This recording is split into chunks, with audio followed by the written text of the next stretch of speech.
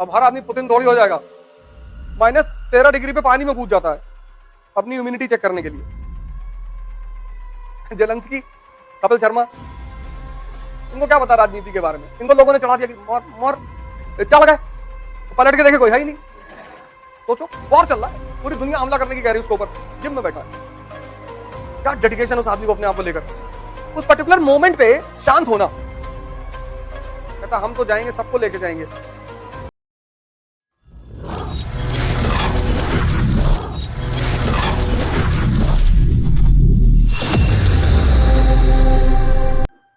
अब हर आदमी पुतिन थोड़ी हो जाएगा।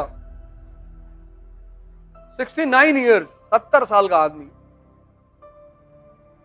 वॉर चल रहा है, जिम कर रहा बैठ। सोचो, वॉर चल रहा है, पूरी दुनिया हमला करने की कह रही है उसके ऊपर, जिम में बैठा है। क्या डेडिकेशन उस आदमी को अपने आप को लेकर।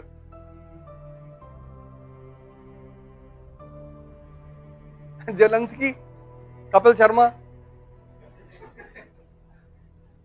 जेलेंस्की कपिल शर्मा ही तो है। इनको क्या पता राजनीति के बारे में? इनको लोगों ने चढ़ा दिया कि मर मर, चढ़ गए, पलट के देखे कोई है ही नहीं। वो डेंजरस आदमी, कहता हम तो जाएंगे, सबको लेके जाएंगे। 70 साल की उम्र में 4 घंटे जिम में, -13 डिग्री पे पानी में कूद जाता है अपनी इम्यूनिटी चेक करने के लिए। -13 डिग्री, यहां इलेक्ट्रॉनिक चद्दर लगाई जाती है, फिर घर में हीटर रखा जाता है कि कहीं निकल ना ले बुढ़ऊ। 55 में 70, -13 में कूद रहा है। 70 साल की उम्र, सुनता ही नहीं किसी की।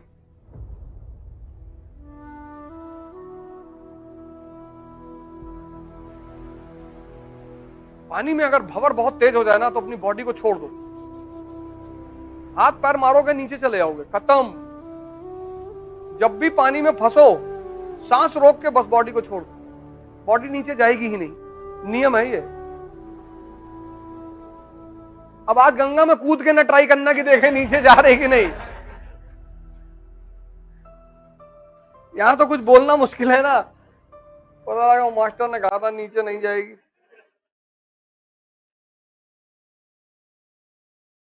जब तक तुम्हारी सांस रुकी रहेगी, तब तक पानी के अंदर शरीर डूबेगी नहीं, ये नियम है। जब भी बहुत हलचल हो जाए पानी में ना, बस सांस रोक के छोड़ दो बॉडी।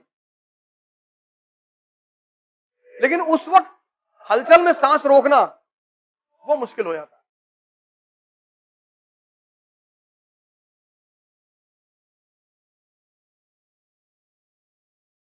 जितने लोग शिकार होते हैं एक्सीडेंट वगैरह में, वो इसीलिए होते हैं।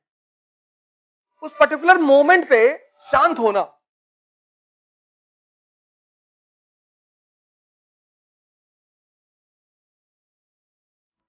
दिमाग वैसे ही नहीं शांत रहता। आंख बंद करके देखो, बड़ बड़ बड़ बड़ बड़ बड़ बड़ बड़ बोले जा रहा है। इसलिए तो मैं तुमसे कहता हूं कि तुम 40 घंटा आंख खोल करके बैठ सकते हो, 40 मिनट आंख बंद करके नहीं बैठ सकते। बैठने नहीं देगा तुमको ये। पता नहीं कहां कहां की बातें, कुछ ऐसे कैरेक्टर लाके फेंक देगा तुम्हारे सामने जिनसे तुम कभी मिले ही नहीं हो।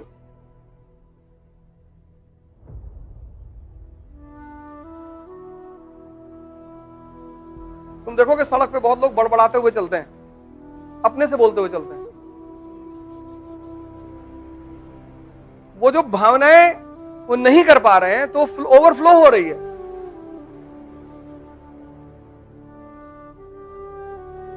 तो कुछ तो संयमित हैं, वो रोक ले जा रहे हैं, बड़बड़ा उनका भी मन रहा है लेकिन रोक ले रहे हैं। पर ऐसे आदमी को की नजर जब अगल बगल पड़ती है तो सीधा हो जाता है। सड़क पे चलते हुए मैंने लोगों को बड़बड़ाते हुए देखा है।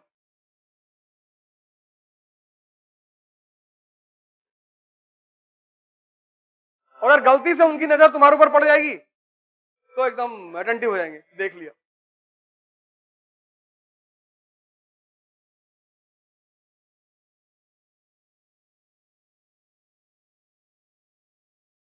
इसलिए मैं बार बार कहता हूं कि बुद्ध को और अंबेडकर को, दो आदमी को पढ़ना बहुत जरूरी, बहुत। किसी भी अंबेडकर को तुम दलित मत मानो, कोई फायदा नहीं है।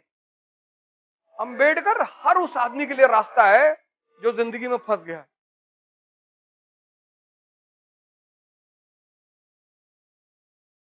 अब दलितों ने क्या किया, उनको भगवान बना दिया। तो भगवान का मतलब यह कि जो वो कर रहे हैं वो भगवान थे, हम कर ही नहीं पाएंगे, बच गए दलित। और सवर्ण कहते हैं कि हम लोगों को बहुत परेशान किया इन्होंने। कैसे नहीं किया, हम लोग को बहुत परेशान किया। तो कैसे किया, अब किया है, अब क्या बताते कैसे किया।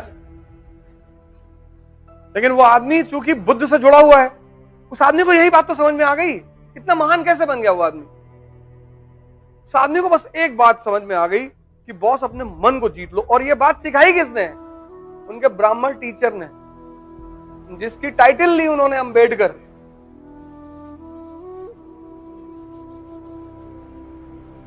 नहीं तो तुम्हें कोई गाली दे और तुम डेली क्लास जाकर बैठ सकते हो, कभी नहीं बैठोगे।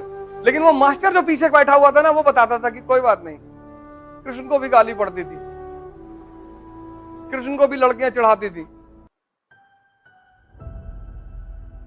अगर तुम्हें कोई, जैसे तुम्हारे पास एक गुरु है और तुम फंसते हो और तुम उसके पास जाते हो और वो तुम्हें कोई एग्जाम्पल दे देता है, तुम्हें थोड़ी चिढ़ाया जा रहा है, कृष्ण, शेष, महेश, गणेश, दिनेश, ये सारे मिलकर अंतर गावे, महिमा गावे, और ताही अहीर की छोहरिया छछिया वर छाछ पे नाच नचावे।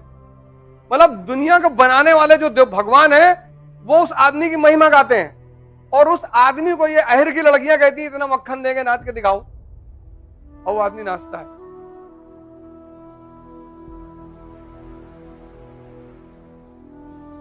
ताही अहीर की चोहरिया, कितना पहले नाचो,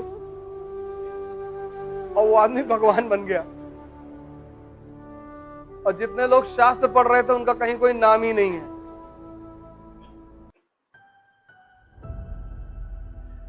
जब तुम जीवन में फंसते हो ना, इसीलिए घर में माँ बाप, भाई बहन, कोई एक आदमी तुम्हारे पास ऐसा होना चाहिए कि जब भी तुम फंसो और तुम जाकर उसको बोलो, यार क्लास में आज एक लड़का बदतमीजी कर दिया, कहा बहुत अच्छा, कुछ मत बोलना, तो कल जाके थैंक यू बोल देना। जब गर्दन काटनी है तो गाली देने की जरूरत क्या है, हाँ चले। तुमने दूसरे दिन आके उस लड़के को कह दिया कि थैंक यू यार, अच्छा किया तुमने मेरी बेइज्जती की। अब अगर तुम मन में उसके वेमनेस रखोगे, डेली नहीं पढ़ पाओगे क्लास में। डेली जैसे तुम्हारी नजर उस लड़के पड़ेगी, तैसे तुम्हारा 2 किलो खून जल जाएगा। एक आदमी अपनी लाइफ में पकड़ो, एक, कोई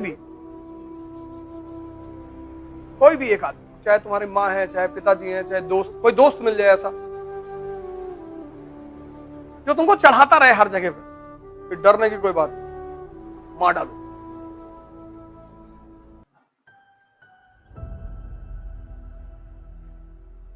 जिनके पास भी ऐसे लोग रहे वो कभी नहीं हारे, क्योंकि हम सब इंसान है ना, उलझ जाते हैं। तो उस उलझाहट में अगर कोई आदमी आके एक एग्जाम्पल दे देता है तो बस वो हिम्मत बन जाती है।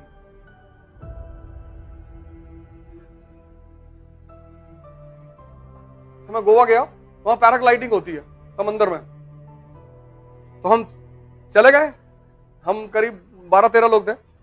तो हम जिस शिप में बैठ के गए स्टीमर पे, उसमें मैं अकेला पड़ गया और बाकी मेरे सारे दोस्त दूसरे स्टीमर में। और हम जिस स्टीमर में थे उसमें करीब 9 लड़कियां थी और मैं सबके पीछे बैठा हुआ था।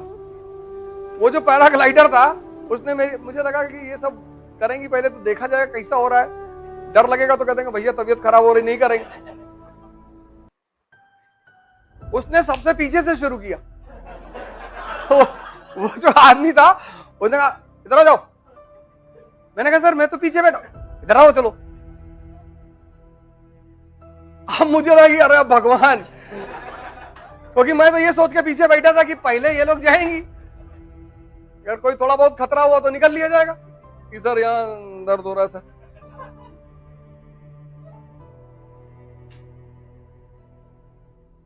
अब भैया जब उसने पानी में उठाया ना, अरे भगवान, अब लड़कियों के सामने तुम रो भी नहीं सकते। एकदम ऐसे खड़े हुए थे उसे, लेकिन हमको ही पता था कि अंदर हो क्या रहा है।